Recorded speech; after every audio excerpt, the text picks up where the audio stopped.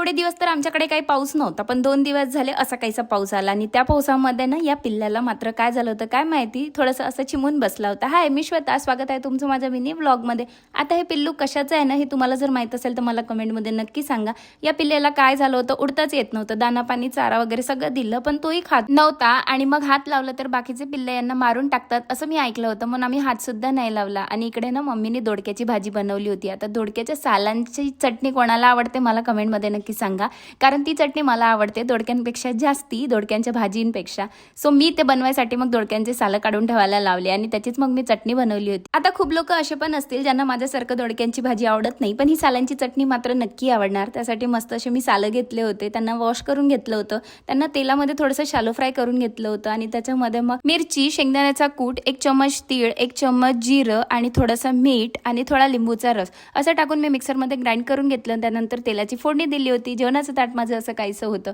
तुम्ही सुद्धा ही चटणी एकदा नक्की ट्राय करा आणि मला कमेंटमध्ये नक्की सांगा की तुम्हाला कशी वाटली. तर व्हिडिओ आवडला असेल तर लाईक, शेअर, कमेंट नक्की करा. Bye bye.